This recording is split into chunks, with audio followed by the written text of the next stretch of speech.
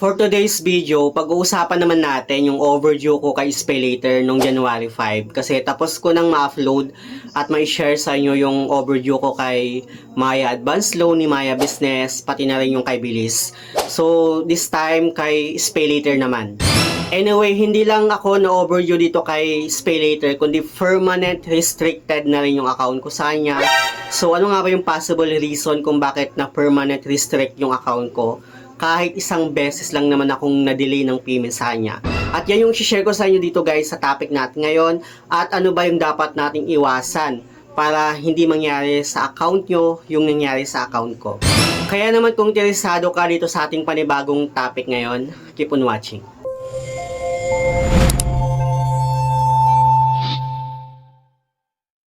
Hello guys, it's Ciel Mariano and welcome back to my YouTube channel. At kung hindi ka pa nakapag-subscribe sa aking channel, please subscribe dahil palagi ako nag-share ng mga experience ko at nag-review ng mga OLA or online learning platform kung legit ba o hindi dito sa ating channel.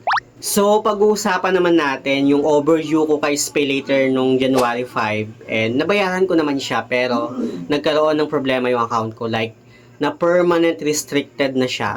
So, hindi ko alam kung bakit kahit isang beses lang naman akong na-delay ng payment sa kanya. Anyway, sa mga hindi pa pala nakakapanood nung vlog ko about sa overdue ko kay Maya Advance Loan at overdue ko kay Bilis, ilalagay ko lang dyan sa may description box or sa may comment section yung link para if ever na gusto nyo siyang panoorin para magkaroon kayo ng idea kung ano ba yung mangyayari kapag wasa na overdue tayo sa mga loan app na to.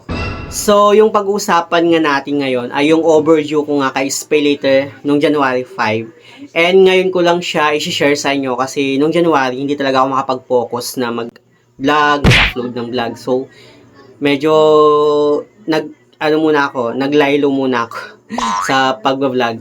Anyway, so ngayon nga i-share ko nga siya sa inyo. And nabayaran ko naman siya nung mga January 24 nung na-receive ko na nga yung salary ko. Pero, nagkaroon nga ng problema yung account ko sa kanya, na-restrict or permanent restricted na yung account ko kay SpayLater. Bakit nga ba ako na-overdue kay Shopee SpayLater? Actually, share ko naman yung reason kung bakit ako na-overdue sa mga loan app ko. Una doon kay My Advance Loan na overdue, even kay Bilis na overdue. Pero share ko pa naman siya sa inyo dito, no. Yung reason lang naman kung bakit ako na-delay ng payments sa mga loan app ko due to financial difficulties, like sobrang hirap at nagkasabay-sabay lahat. Even nga sa motor loan ko, na overdue ako sa kanya ng 2 buwan, so medyo nahirapan talaga ako financially. Hindi naman sa lahat ng chance or pagkakataon na pagdating ng due date natin, may pambayad na agad tayo. Dumadating din talaga sa point na kinukulang talaga tayo sa budget, so nahihirapan tayong magbayad.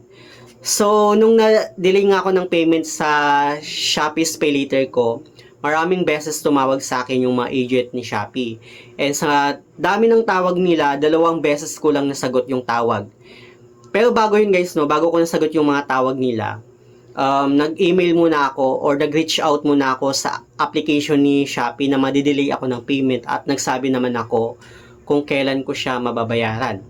Tapos, that time, tumawag na yung mga agent ni Shopee and then nakausap ko yung isang babae. Sobrang bait po ng agent nila at hindi po sila yung nanghaharas katulad ng ibang loan app. So, nung nakausap ko yung babae, nagkaroon lang naman kami ng agreement. And sinabi ko lang naman yung reason ko kung bakit ako delay ng payment at naiintindihan naman niya. Sabi ko, financial difficulties and babayaran ko naman sa ganitong day. Pero that time, tinanong ko rin yung babae kung possible ba na kapag once na nabayaran ko yung SpayLater ko, magagamit ko pa rin ba siya kahit overdue na ako ng parang talagang 3 weeks na akong overdue sa kanya. And then, sinabi naman ng babae, yes, possible naman na magamit ko pa rin yung SpayLater ko basta ma-settle ko na yung overdue na loan ko. Then after noon, mga ilang araw ulit, tumawag na naman yung Shopee, yung mga agent ni Shopee. And then, nakausap ko na naman lalaki. Same din yung sinabi ko, same din doon sa unang tumawag sa akin na nakausap ko. And sinabi ko rin doon na may agreement naman na sinabi ko na babayaran sa ganitong day. And gusto pa niyang i-adjust ng ganitong day pero hindi ko kaya kasi hindi ko naman pwedeng i-adjust yung salary ko, 'di ba? Kasi yun talaga yung day ng salary namin. So walang nagawa yung pangalawang nakausap ko na agent ni Shopee. Until dumating yung salary ko, binayaran ko na nga yung overdue na loan ko. Pero that time, na restricted na rin, permanent restricted na rin yung Shopee Pay Later ko. Pero bago yon, alam nyo ba na nag-start ako sa 2,500 na credit limit kay Pay Later noong 2022 at gamit na gamit ko siya hanggang ngayon. And yes, tumataas yung credit limit ko at nasa 21,000 na yata yung highest na credit limit ko sa kanya. And minsan ino-offeran din ako ng temporary na credit limit na 6,000, 7,000. So nagagamit ko din yon. And dati kasi nagagamit ko din yung Shopee Pay Later ko sa pagko-convert ng cash. So dahil yun, yung parang every month ko na talaga siyang binabayaran. Pero medyo malaki din yung monthly ko sa kanya kasi ang pinipili ko lang talaga na monthly repayment is mostly 3 months hanggang 6 months lang. So, medyo malaki. Kasi kapag once na short term yung pinili mo, tapos malaki yung loan mo, malaki talaga yung magiging monthly repayment mo sa kanya. Sa sobrang gamit na gamit ko si Shopee Pay Later, dumating sa point na naging platinum member na ako sa kanya. Di ba merong mga tinatawag na bronze member, gold member, silver member, ganun. Pero pinaka-highest na ako, nasa platinum member na ako kasi sobrang gamit na gamit ko nga siya. And every month talaga, nagagamit ko yung Pay Later ko sa pagbibili ng mga items ni Shopee. Mga groceries, mga ganyan. And ayun nga, nagkaroon nga ako ng problema nung January 5. Na-delay ako ng payment sa kanya. Then, after kong mabayaran yung overdue na loan ko, bigla akong permanent restricted na. Pero may available pa naman ako na credit limit kasi may available ako na credit limit pero pag once na nag-order na ako ng Shopee ko, so far hindi naman ban yung account ko, kundi restricted lang siya. Pero kapag once na nag-order ako ng mga items ni Shopee, hindi na nagpapakita doon yung option ng Pay Later. Pero alam nyo ba guys, yung feeling na sobrang gamit na gamit ko si Shopee Pay Later and never akong na-delay ng payment sa kanya since 2022. Talagang every month talaga binabayaran ko on time. Minsan advance payment pa nga, pero mostly mas karamihan talaga binabayaran ko siya mismo sa due date ko.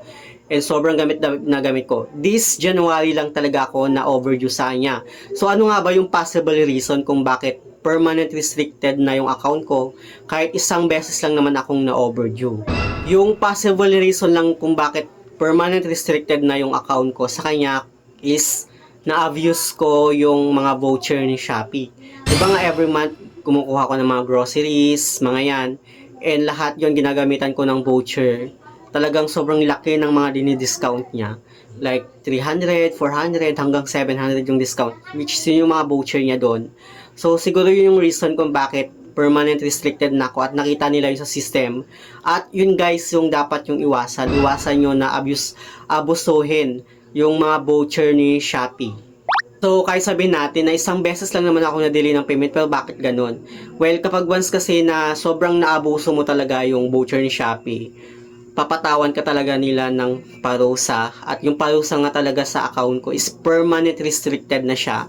So far nagagamit ko pa naman yung Shopee ko, pwede naman siya sa mga COD, mga yan, sa mga ibang payment, pero yun nga lang hindi ko na magagamit yung Shopee Pay Later ko. Pero that time medyo nagtampo ako kay Shopee kasi hindi ka man lang binigyan ng second chance na ayusin yung sistema mo.